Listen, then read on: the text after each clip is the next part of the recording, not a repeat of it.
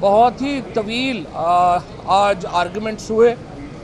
उसमें जो आज जो एक बजे से मुसलसल आर्गुमेंट्स हो रहे हैं, अगर आप देखें तो जो हुकूमत है उसने तो कोई बंदा छोड़ा ही नहीं पाकिस्तान में जिसके आर्गुमेंट्स रह गए हैं। चौधरी शुजात साहब के वकील जो हैं वो जिस तरह से सारी चीज़ें चूँकि माशाल्लाह उनकी जरदारी साहब भी मैनेज कर रहे हैं, तो कराची से ही जो प्रेसिडेंट हैं बाहर के वो तशरीफ़ लाए हैं। उन्होंने तकरीबन 1 घंटा सलाउद्दीन साहब ने आर्गुमेंट्स किए हैं।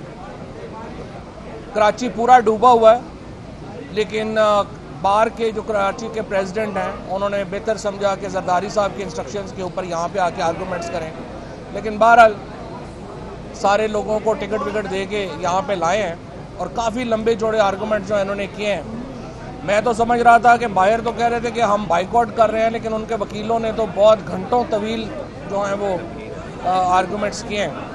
अब आकर के एक नुक्ते के ऊपर बात जो है वो ठहर गई है, और एक नुक्ता सिर्फ ये है कि जो इख्तियार है वो चेयरमैन का है पार्टी का या वो पार्लिमानी पार्टी का है। अब जजेस जो हैं वो इस एक नुक्ते के ऊपर जो है वो उन्होंने प्रपोजिशन बना दी है, और जो आर्टिकल 63 है वो भी इसी ज़िमन में उसकी तशरीह जो है वो होनी है।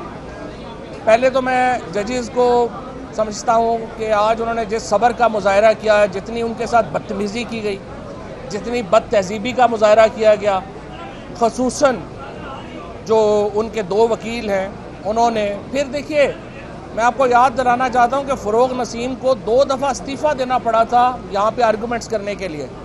आज़म तारड़ साहब ने खुद ही आर्गुमेंट शुरू कर दिए, कम से कम 15-20 मिनट को खुद ही आर्गू कर रहे हैं। लॉ मिनिस्टर, अगर आपका वकील नालायक है, आपको उसके ऊपर एतबार नहीं है, आप अवान को समझते हैं कि बैरिस्टर अवान को समझते हैं कि वो नालायक है, तो आप अच्छा वकील कर लेते।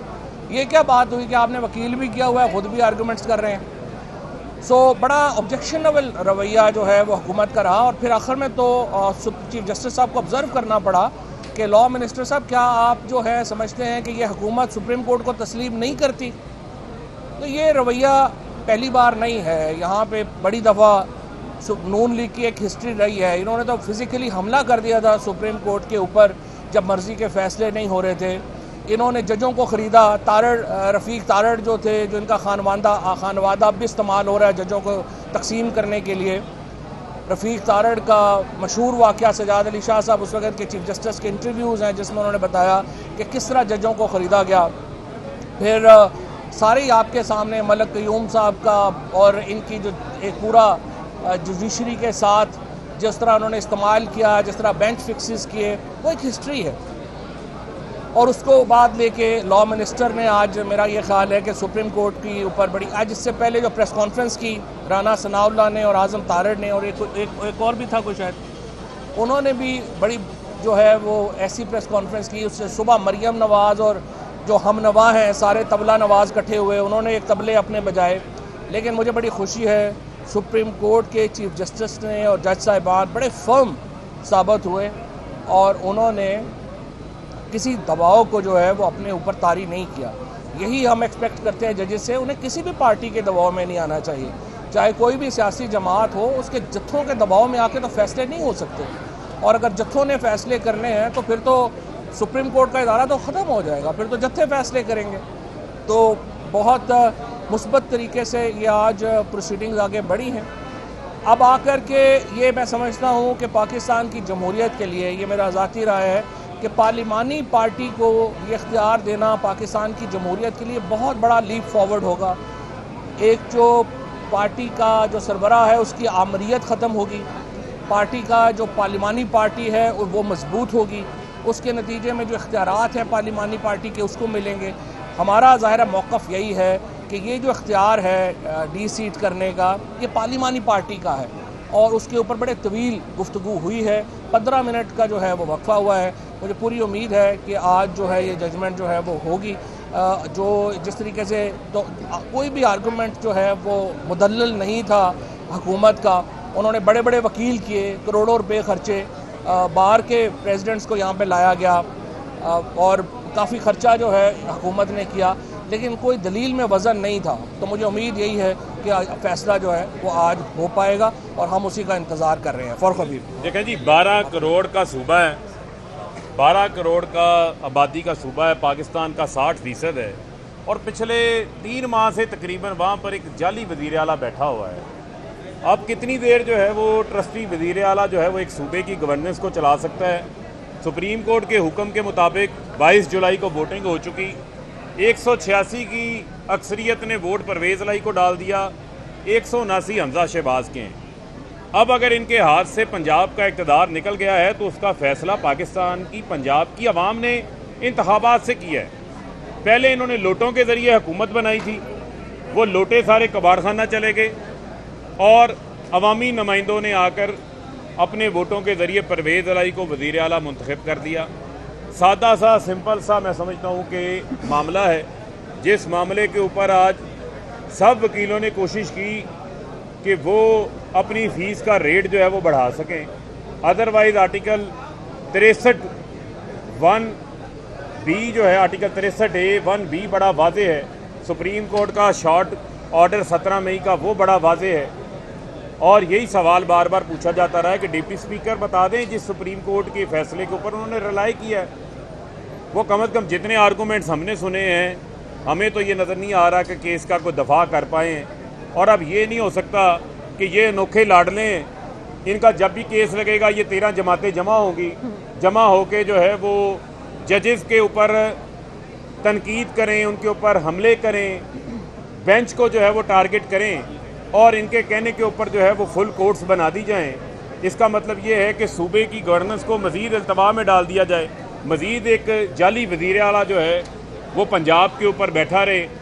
ये जो जंबो जेट 63 रुकनी इसने काबीना बना दी है, उनके काबीना की गाड़ियों का पेट्रोल का खर्चा, उनकी पेज एंड पर्क्स का खर्चा हमजा शहबाज अपनी जेब से दें ना, पब्लिक के अवाम के टैक्स के पैसे तो ना दें, क्योंकि उसकी कोई लिजिटिमेसी जो है वो अपनी जगह के ऊपर किसी सूरत भी जो है वो मौजूद नहीं है।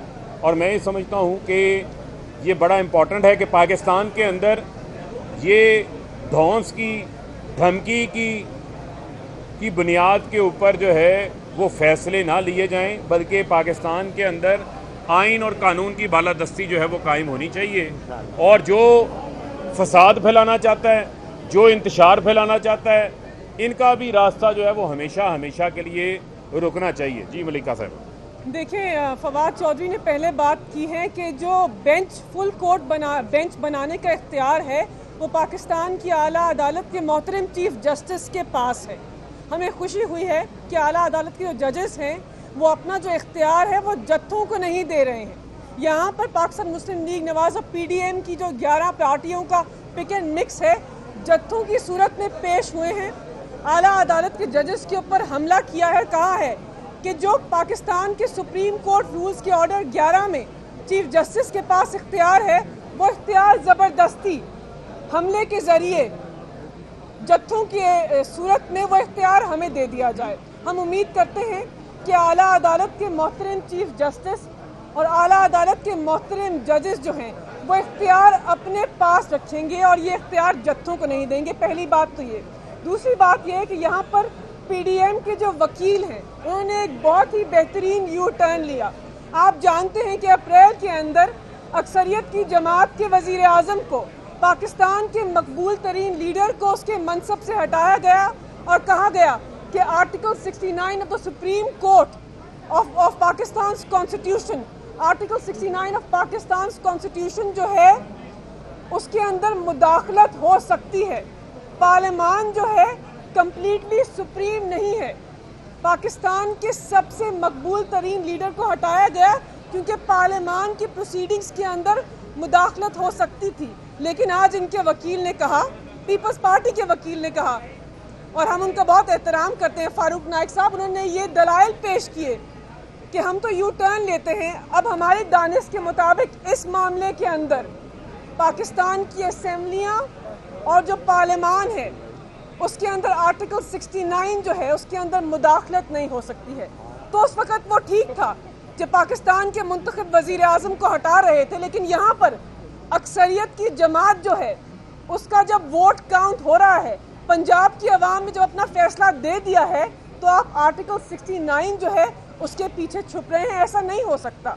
यहाँ पर चीज़ें वाज़ेह हैं। आपने अप्रैल के अंदर इसी कोर्ट के सामने आकर एक वादा किया था कि जो भी पंजाब की आवाम का फैसला होगा मनवान उस फैसले को कबूल करेंगे। आपने दिखाया कुछ दिन पहले कि आपने पंजाब की आवाम के फैसले को मुस्तरद कर दिया।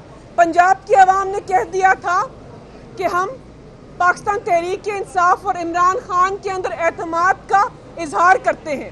अक्सरियत की जमात को इस तरह ज़बरदस्ती धमका के ताकत का इस्तेमाल करके एक लाडले बच्चे को सामने कर दबाया नहीं जा सकता।